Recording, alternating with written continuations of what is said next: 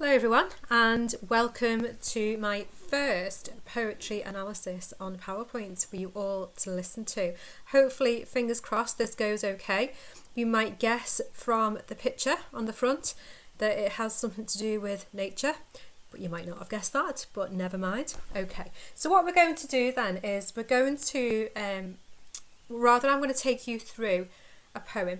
And I'm going to get your feedback. You can tell me through Show My Homework whether you think this works or not. Okay. Here we go.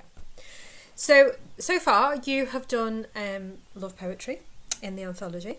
And what I thought would be really, really useful is to look at the theme of nature. Now, with these poems, they do cross over in terms of different themes. But, you know, nature's quite powerful and it does actually stand out in the anthology. It's quite popular in terms of questions as well that you do see. You might have done this already. You might have actually annotated the whole poem. That is fine, okay? So you don't need to listen to me. You can actually just go ahead and you can go ahead with the question that we're going to end up doing anyway. I'm just going to take you through it step by step. Okay. So just really to clarify, the nature poems in the anthology, you're talking about The Soldier, Death of a Naturalist, Hawk Roosting, To Autumn, Ozymandias, Mamet's Wood, and excerpt from the Prelude. As you can see, I've actually highlighted Death of a Naturalist and Hawk Roosting because these are the two poems that I'd really like to focus on this week. Okay, if you look at the two questions that you've got on the right hand side of the screen, they are a typical example of what you would see in the exam. You have two questions on the poetry. Now the first one names the poem. So this instance we're going to go with Death of a Naturalist. Okay, so Death of a Naturalist is about the effects of nature. How does Seamus Heaney present the effects of nature in the poem? Remember to refer to the context of the poem in your answer, and we will do that during this lesson as well. The second question, as you can see, is worth 25 marks. It says choose one other poem from the anthology in which the poet also writes about the effects of nature.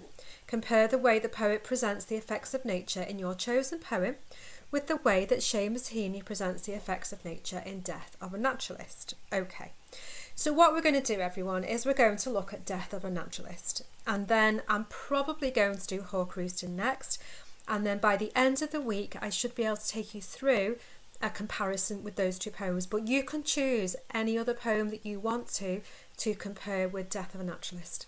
Okay. So just really, let's just stick to our routine, shall we, while we are distant learning, but this is what we do in class. So we are learning to analyse and eventually compare the poet's use of language and structure. So we're going to start with the analysis first of that one poem, and then we will lead to the comparison later on. And the comparison is actually AO3. I didn't put that on the screen. We have talked about this before in class. The idea that, you know, you've got your 5 bands, but we'll just concentrate on 3 bands now, the 3 top bands. So this idea that you can make accurate comments of language and structure using subject terminology would get you in band 3. Band 4, you can analyse the use of language and structure using accurate subject terminology. I mean, that's really about, you know, why is a simile used, or why does the poet use personification? And then here it's been about perceptive and being confident. And we did talk about this in class, didn't we? You know, about really knowing the language and being able to link it with that subject terminology, and also being able to link it with context as well. So that was the singular analysis of the poems. And then what we looked at is we actually looked at the comparison. Now, I don't really want to go through this with you now, because we are going to be doing this in probably the 3rd lesson, I would say. But you can see there, you can see where the bandings are, and you can see what you have to do in terms of comparing those poems across the range. Okay, but we will go back to that. Okay, so don't worry. All right, everyone, so it's really, really important to be prepared before we even start this. So we are going to look at the poem Death of a Naturalist by Seamus Heaney. Now, it's on page 14 of the anthology. Just double check that one. Okay, make sure you've got your highlighter ready. There isn't much space around this poem, and you might want some paper actually, because I know that some of you will have done this already. Now, it might be what I say to you today. You'll say, I don't need that, I know it, etc. But it's quite nice to have that reassurance. And remember what I've always said to you, just because I say this is what it is, it doesn't mean that you have to take that as said. Okay, you might read something different into the poem, and that is where your perception comes from. Okay, but I will guide you, okay, through this. It would be really, really useful if you've actually read the poem before this lesson, because it would make more sense to you if you do that. You can get readings on YouTube. They're not brilliant ones. I think Seamus Heaney might do one, but you could just check on that one yourselves. But read it yourselves. You know, that's the best thing to do, really. Just before we do move on, the poetry anthology, the poetry guide, I love this booklet. Now, I don't take everything from here, but it's a nice little guide, and you know this, and when we've had it in class as well, it might be worth investing that off Amazon. They are delivering at the moment, so you should be fine with that one. But you know, have that by your side while you're doing it. It's really helpful, and again, it reassures you and knows that you're in the right direction as well. All right. So I think what we've got to think about here is this poem itself is about the idea about being obsessed about something, about being curious about something, and perhaps passionate about something. I'm sure you can all think about something in your lives where you kind of had that, even if it's lasted for, say, a couple of weeks. So have a little think about that and think, you know, is there something that you have been really curious about? Is there something you've been quite passionate about? It could be sports, you know, you could be obsessed with certain social media platforms, different things, because we're all different, aren't we? And this idea that, you know, having an obsession with something, which then just died away. And again, you know, the more you sort of age and the older you get, that tends to happen a little bit more. Maybe not for you at this age now, but it can happen. And I suppose really what we need to be considering here in this poem, and Seamus Heaney, who wrote the poem, is about how, you know, it's quite easy for obsession, curiosity and passion to die, and perhaps you replace it with something else. But that's not really the topic here. He just talks about how he does start off as a child, and how this perception that he has of nature changes. Okay. This is something that I just wanted to share with you.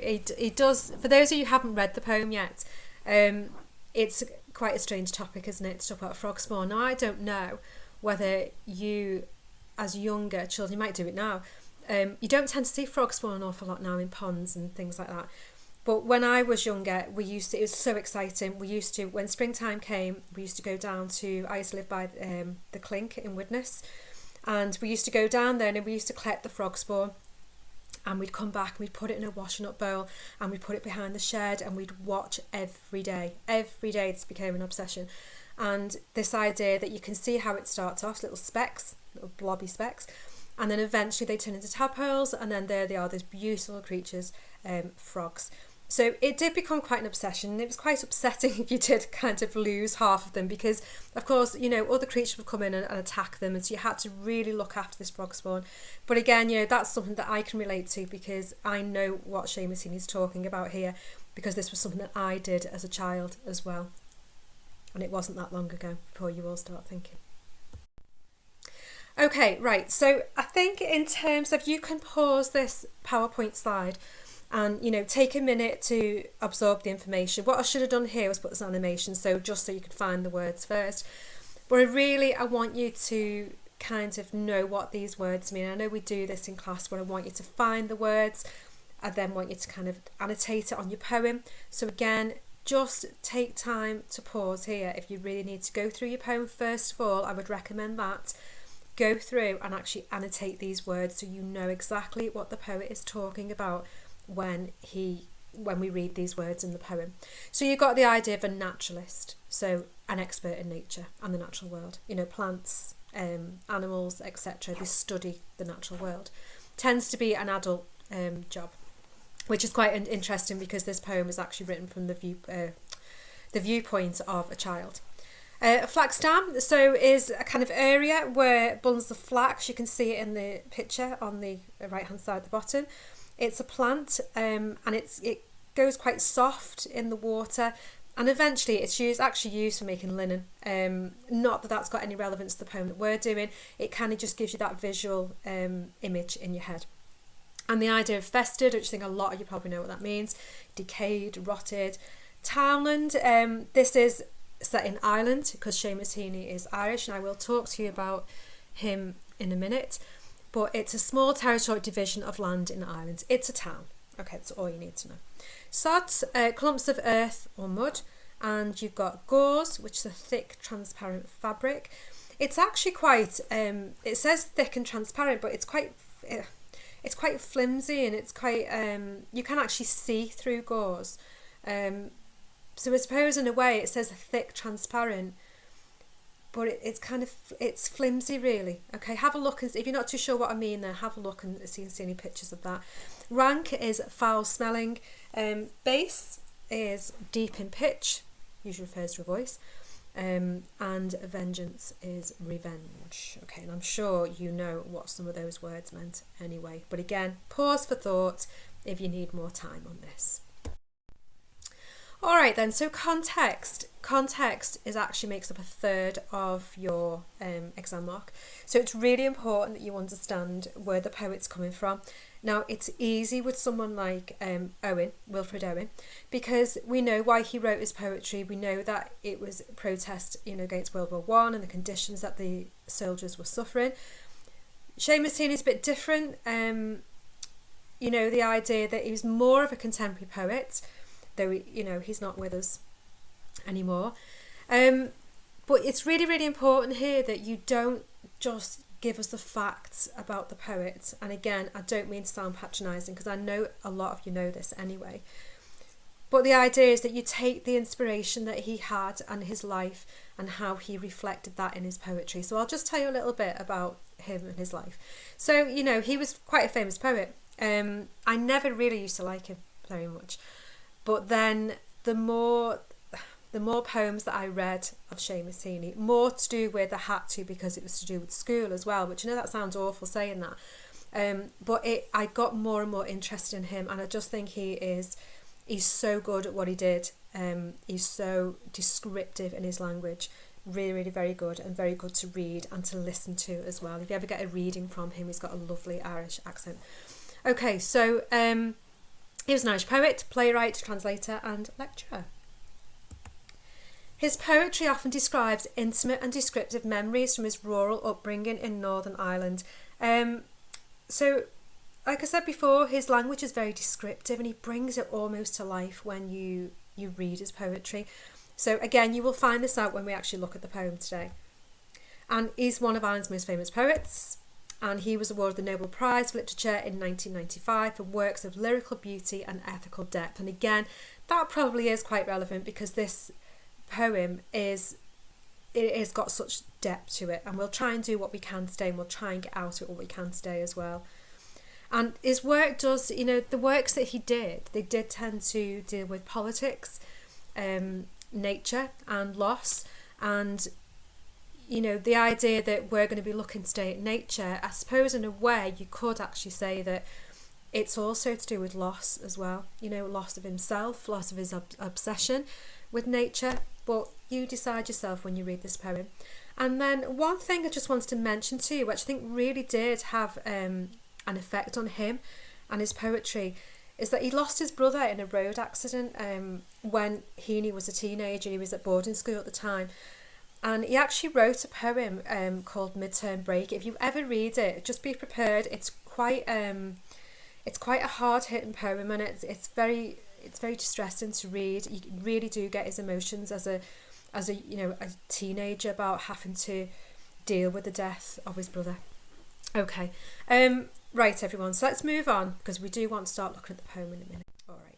So just to remind you, remember our approach that we always use in class. So we've got the idea tip and slip, and this idea that when you put them together, the ingredients, you get the big picture, you get the analysis of the poem. What I'm going to be doing today is I'm going to be kind of putting that under an umbrella today, and I'm going to be looking in particular at language and structure. Okay, but as you can see on there, we always look at the title, which we'll do in a minute. We do look for things like personal pronouns, positive words and phrases. Are there any negative words and phrases? It'll set the tone of the poem. Structure, we look at things like rhyme, pace, repetition, and of course language. And then we also look at things like punctuation, because punctuation is really, really important as well. But again, we'll put that under the term of structure and language today. okay, which is AO2. All right, so first of all, the title then, Death of a Naturalist. I've said to you before many times, never ignore the title, because the title is really powerful, and either it gives you a sense of misleading you in the poem, or it can just encompass everything that the poem is about, which is what this one does really. Okay, so let's have a quick look at our closed word analysis. So the idea of death, okay, and again, these are my ideas. You can write anything that you want here. We've done this before. How many times have we done the word death and darkness? So happy English topics, aren't they? So this idea that a real end to life, or, you know, the idea that it can be a metaphor for loss of something. So the, you know, the death of a hobby, the death of an idea that we might have. So I want you to kind of think along those terms, because no one has actually died in this poem, okay, even though we talked before about the idea that Heaney has lost people in his life, okay.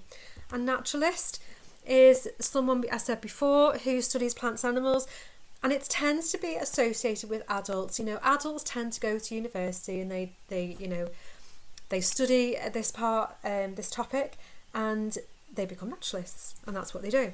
But in this poem, it's actually about a child. It's a child's perspective, and the child sees himself as a naturalist, okay, and we can assume this is Seamus Heaney as a child. And this idea, you know, when you talk about death of a naturalist, is it the idea that, you know, has his love of nature now become threatening? Is it something that he's now frightened of?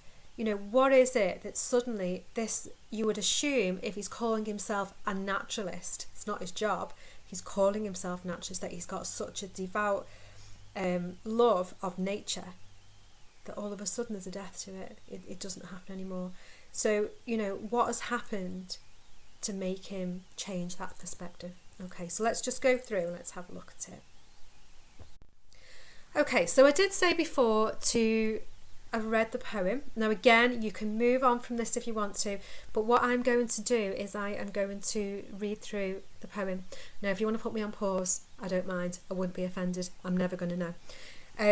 But I'm going to read through the poem and then talk to you about the fact that there's a 3-part structure to it, even though there are only 2 stanzas. But what I'll do is we will look at form and structure a little bit later on as well. Okay, let's have a quick look. All year the flax dam festered in the heart of the townland. Green and heavy-headed, flax had rotted there, weighted down by huge sods. Daily it sweltered in the punishing sun. Bubbles gargled delicately. Blue bottles wove a strong gauze of sound around the smell. There were dragonflies, spotted butterflies, but best of all was the warm, thick slobber of frog spawn that grew like clotted water in the shade of the banks. Here every spring I would fill jam potfuls of the jellied specks to range on window sills at home, on shelves at school, and wait and watch until the fattening dots burst into nimble swimming tadpoles. Miss Walls would tell us how the daddy frog was called a bullfrog, and how he croaked, and how the mammy frog laid hundreds of little eggs, and this was frog spawn. You could tell the weather by frogs too, for they were yellow in the sun and brown in rain. Then one hot day, when fields were rank with cow dung in the grass, the angry frogs invaded the flax dam. I ducked through hedges to a coarse croaking that I had not heard before. The air was thick with a bass chorus. Right down the dam, gross-bellied frogs were cocked on sods. Their loose necks pulsed like sails. Some hopped. The slap and plop were obscene threats. Some sat poised like mud grenades, their blunt heads farting. I sickened, turned and ran.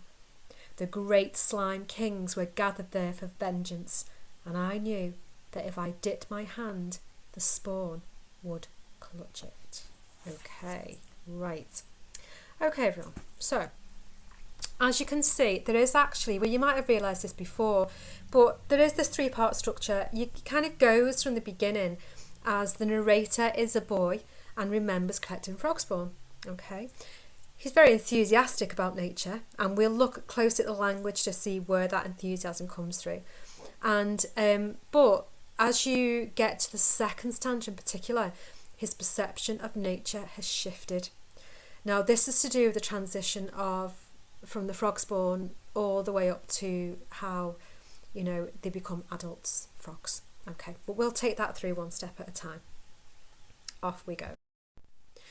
All right then, so we're going to analyse the language of the poem. So hopefully, fingers crossed, this will be okay. But I will take you through whatever, again, like I said before, what I kind of spotted and where I've kind of used references and where I've gone and found information out, because that is fine to do that. But please, you know, if you want to email me or you want to put and share my homework, anything you're not quite sure of, please ask. Okay, so first of all, I'm going to focus on the flax dam vested in the heart. Okay, so the alliteration at the F sound, it kind of suggests that something is rotting, that kind of like flax dam vested. You can almost feel it, that, you know, that really, really harsh, the idea that something is rotting away, okay, here. It's not what you really expect from someone who loves nature, okay. So what I'm going to talk to you about here is, we know it's alliteration, okay, we know that from the F sound, but there's also something called dissonance, okay. Now it's something that I haven't really talked to you about before, and it's a sound that comes through the poem that suggests that it's not in harmony with each other, because you don't expect this to be a rotting, it's kind of like festering sound, okay, coming through. You can take what you want from this, by the way. Okay, you might just say that the F sound suggests that something is festering and something is rotting. Okay, it's that kind of harshness about it, isn't it? So really, what I wanted to kind of take a pause here with you, just to talk about some techniques. Now, I know that we don't spot techniques, and I know that we don't just say this is an example of alliteration. We know that, don't we? To get into that top band, we need to actually explain why it's being used. So just to go through a few things with you, and I don't want to confuse you here, and I don't want you to go away and think, oh my word, I did not know about these things before. Why has Miss Boyd-Rugen told us these? You can take from this that you want, okay? And let me just explain what I mean by that. So alliteration, you know this. You know it's repeated sound of initial words in a sentence, and there you've got that flax dam vested, okay, in there.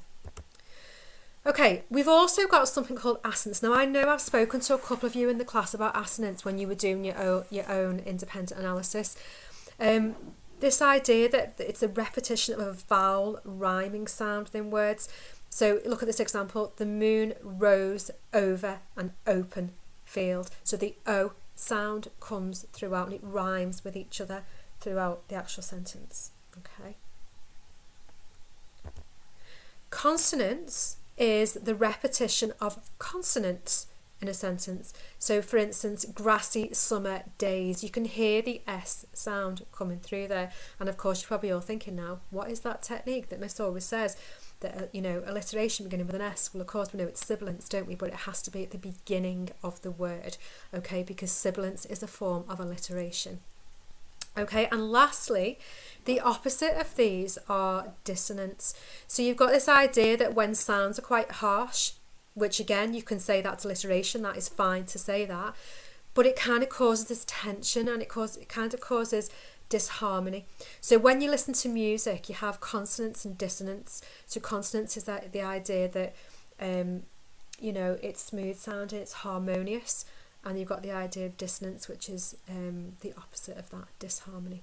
Okay, but again, please don't go away thinking, I don't understand where dissonance is, I don't understand where, please don't worry, okay, because the main ones that we do use are alliteration and assonance. They're the main ones that we do use. But you know what? Impress me. I'll give it a go. That's fine. All right. Okay, so let's just move on a little bit, because there's a few more things that I did spot in here as well that I thought was quite interesting. All right, so I picked out the word heart because I think that's quite a significant word, really, because the idea is that this is the centre of everything, isn't it? You know, this is what we love. This is what this symbolises love. You know, everything is here for this boy. You know, right in the centre, it's nature. It's all about his fascination for nature. I thought it was quite interesting here that he uses quite, and this is where Seamus Heaney, you know, his love of descriptive language comes in. He uses the senses, and it's so descriptive because it really does suggest his fascination for nature. But look at the way he's describing it here. He uses very, very harsh verbs. So, you know, heavy-headed, rotted, weighted down, punishing, gargled.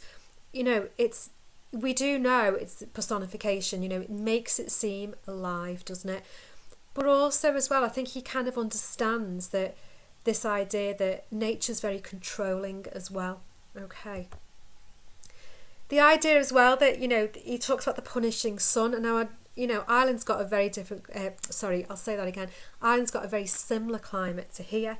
So it's very unusual that you would have a sun that was punishing. You imagine it would be very, very hot. However, you know, he does recognise that the sun, it does give life, but it can also be threatening to life as well. You know, especially, I would imagine, where these kind of tadpoles are and where this frog spawn is that they have to be protected to a certain extent, okay, away from the sun. But it's quite interesting, isn't it? It's quite interesting how he uses those really harsh verbs as someone who loves nature. Okay, so have a little think about that. I would almost suggest that he's more fascinated with nature, but he knows that nature can be very controlling as well, hence the personification that's used. I thought this was quite interesting here. The idea of, I'll just put that back on, sorry everyone. The idea of this oxymoron here, this gargled delicately, you know, you wouldn't normally put these two words together, because surely when you gargle, it's not a delicate sound. So we always know that with the oxymoron, when it's used, suggests confusion and not finding an answer to something. So is he confused by nature? Or does he respect the fact that nature's not always harmonious? That, you know, two things side by side, they don't always go together.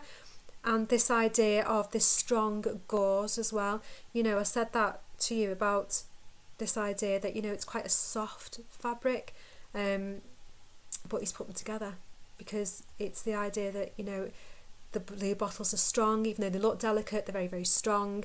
And I think he's suggesting that about nature.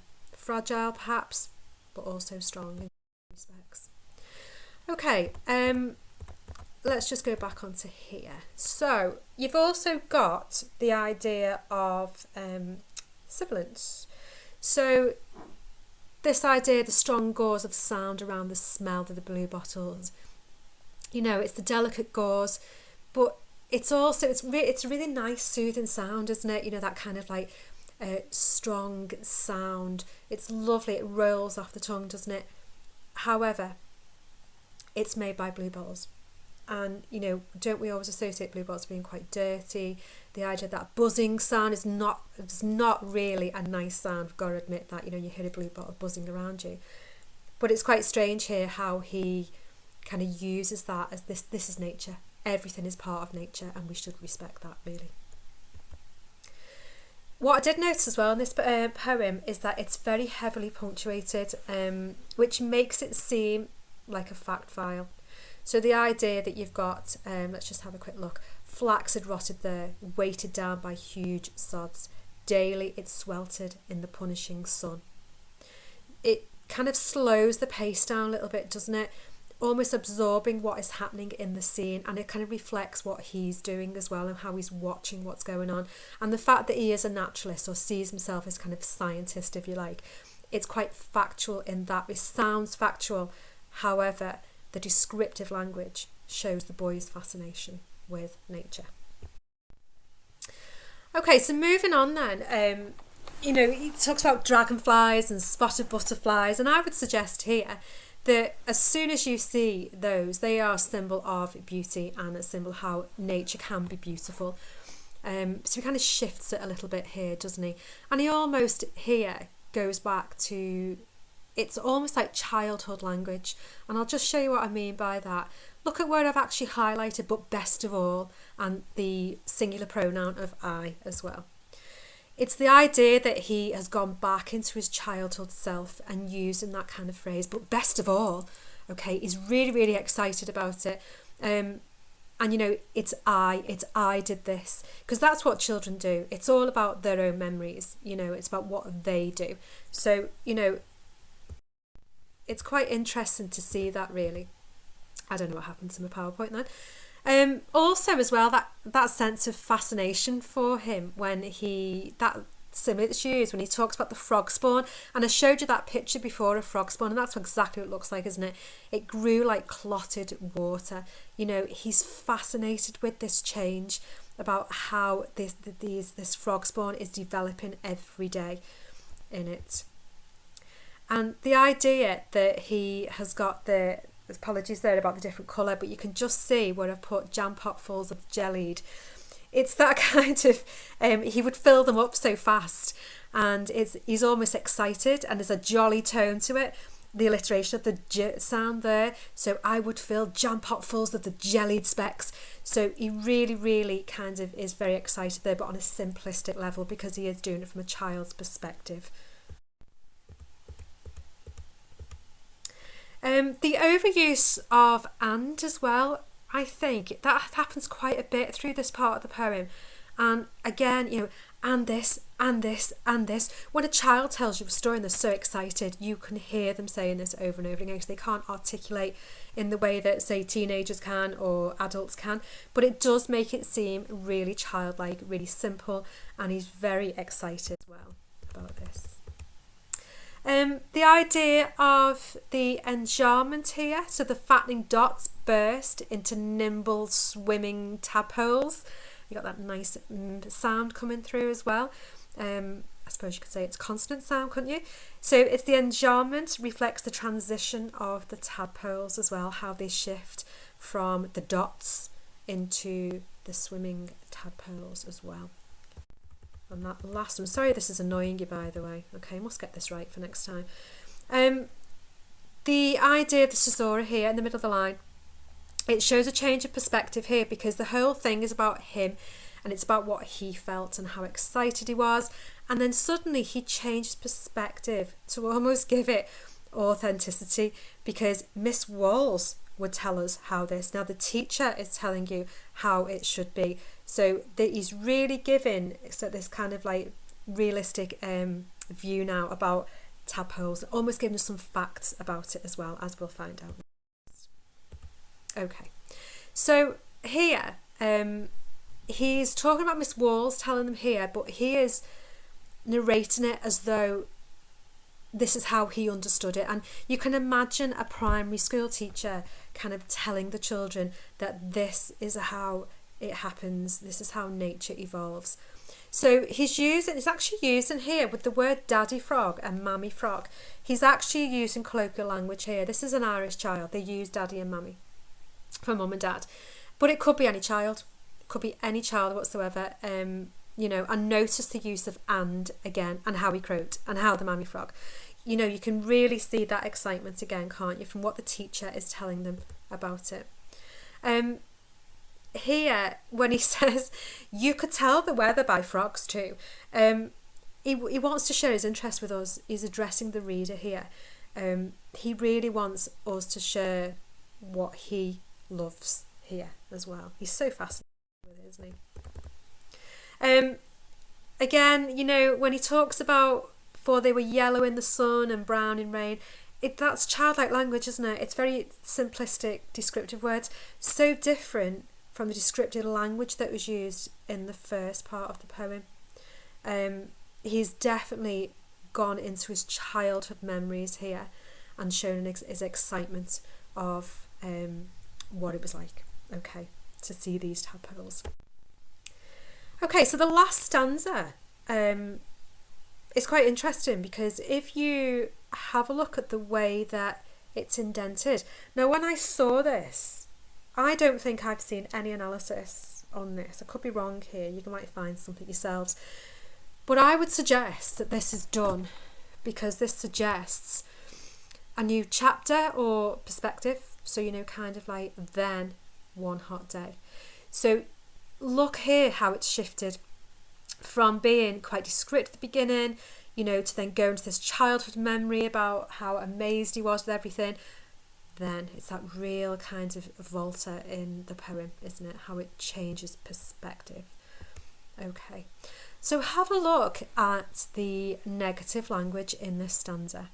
So the idea that, you know, you've got rank, you've got invaded, which I'll talk about in a minute as well, coarse croaking, gross, cocked, obscene threats, grenades. You know, it's really negative, isn't it? And I think the fact is that it's almost like his perspective has changed fully here, and he feels quite repulsed, you know, because the idea of rank is like a disgusting smell.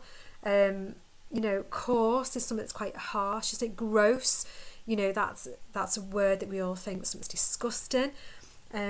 It's quite interesting how he uses those words here, and he's actually referring, isn't he, not to the babies anymore. He's actually referring to what they've become, you know, and it's these frogs that are kind of protecting their environment, probably from all those little kids going nicking all the tadpoles.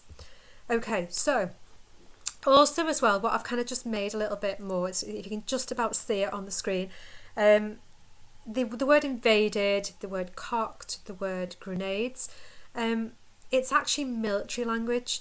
So we could actually, you see, Seamus does this quite a bit. He has got a poem called Storm in the Island and uses quite violent language in that, and it's almost military language to show how a storm is quite violent. So he almost does the same here, and he's almost suggesting here that you know, he's saying that the frogs have invaded it, but really, you know, it's their territory. But it's the idea that he feels threatened. He feels threatened by the older frogs. You know, the idea that they're ready, they're cocked on the sods. You know, the idea that they're going to almost pounce on him, which I'm sure they wouldn't, but it's just the idea that as a little boy, that's what he's thinking. You know, you can just tell that from the language that's used there. Again, sorry for this, everyone. And, you know, just to focus back as well on that coarse croaking, the idea that, you know, the alliteration again, it really is a harsh sound, isn't it? Coarse croaking, you can almost hear it, and that's what Heaney is so good at doing with that type of thing. And again, you know, that idea of military language, but again, he used the simile here to show the frogs might almost explode like grenades. They're like ticking time bombs, almost about to kind of, I don't know what he thinks is going to happen to him, but he's quite frightened by them. You know, the way they look, the fact they look angry. You know, we know they're not the most attractive creature in the world. Maybe that's why he sees it. It's quite frightening for him, you know, this idea that this is what these lovely little specks have started with, and this is what they've become. This idea as well, I had to pick this one up. So the idea of this farting, their blunt heads farting, you know, when I read this for the first time, I thought it was quite funny because it just does that. That's what we do, isn't it? We find that those sort of words funny, but it's not a pleasant sound. And I think the fact it does sound quite humorous, maybe that's to suggest that they almost look ridiculous. He sees these frogs as ridiculous creatures. He doesn't seem to have a lot of respect for them, though you could argue that again, couldn't you? Because you could say, well, actually, he does respect them because he's not actually going to invade their territory anymore. He's not approaching these creatures. He is a naturalist. He would not hesitate to do something like this. He was a true naturalist. So have a little think about that. You know, when we talked at the beginning about having the obsession and the passion about something, about how it can die, okay, like this. This idea, the mystery and fascination's gone for him with that one word, I would say. You know, it kind of like just throws everything up into the air, doesn't it? You go, oh, that's disgusting. And maybe that's the way that he feels. Okay, so the last bit of the poem, you know, he says it, I sickened, turned and ran. The great slime kings were gathered there for vengeance, and I knew that if I dipped my hand, the spawn would clutch it. The frogs have got authority here. He knows it. Okay, they are kings. They are lording over their patch. But the idea, he calls them slime as well. Okay, vengeance, you know, he imagines that, you know, they want revenge for taking the frog spawn, and rightly so. But this is almost like an overactive imagination, isn't it? You know, if he is a person who has had so much fascination for nature, you can imagine that he is actually a very imaginative young man, or boy even. Okay, and the idea that you've got, you know, the spawn would clutch it. If I dip my hand, the spawn would clutch it. This idea, the nightmarish image, the speaker's views are completely changed here. You know, he feels threatened. He feels that he shouldn't have done this in the first place. Maybe he's questioning if he should be a naturalist or not. Okay, again, that is up to you to think about that yourselves. Okay, so we've had a look at language, and again, there could be things that you've spotted yourselves that I've not mentioned. That is okay. And if there's anything that you want to email me about, or you want to put in show my homework, then please do.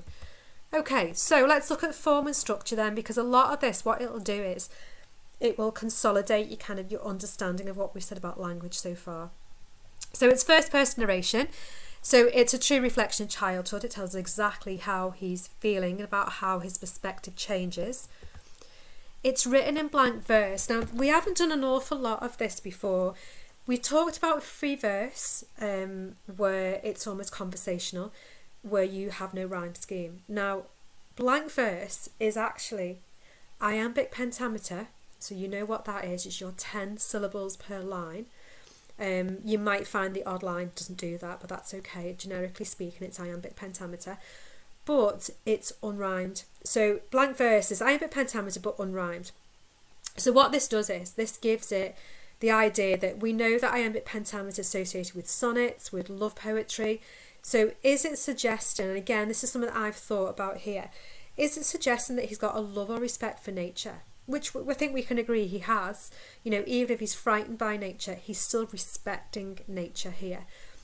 But the fact that it's written and it's not rhymed, it does almost sound conversational, and it does sound like, you know, that memory that he's kind of shifting back into his memory, and it's kind of, you know, and it does sound conversational. So that's probably the reason why he has done it in blank verse. Okay, so that's really, really interesting information there for you. And you know, this idea that a lack of a rhyme scheme, it does suggest that change is not always predictable. We know that from reading the poetry now, don't we, that if it doesn't rhyme, you know, you can't predict what's going to happen. If it does rhyme, it tends to be a routine, or you know what's going to happen. But that I suppose is the same as nature. We don't, you know, nature does change. You can see that with the tadpoles, the sort of specks going to the tadpoles, transitioning into the frogs. You know, it changes. You can't stop that. But then you could argue that that's actually predictable as well. But I don't want you to go down that route because I'm going to confuse you with that one. Okay. Right, so the poem has 2 stanzas, which I did say before, and each one presents a different attitude. So I think what you need to think about here, though, is even though you've got different attitudes, you have good. Decay is mentioned in the first stanza. You know, the idea of the fested and the rotted. But I think it's more of a fascination for him, the fact that it brings it alive. You know, we talked about the harsh verbs and the kind of personification. But it really does change in that last stanza, because he just feels disgust, you know, with the words like rank, obscene. So it's really interesting to see, even though they have similarities, the fact that he does use that different language separates those attitudes. Again, look closely yourselves and see what you think about that. Okay, so what's next? So like I said before, I am trying to take you through a series of lessons, really, in terms of, you know, introducing to one poem, then we'll do another poem, and it'll end up in a comparison at the end. So you can take your time on this. You can do it over a space of a week. You know, I will have to give a deadline for the essay that you're going to produce, but I will talk to you about that another time. So the next poem that I'm going to do with you is Hawk Roosting. So I'm hoping to have that one up and running tomorrow. If not tomorrow, it'll be Wednesday. I do hope that you've got something out of this lesson today. Again, I need to work on the technical aspects of it, but hopefully you've got something out of it yourselves. Okay, and take care everyone, and I will see you next lesson.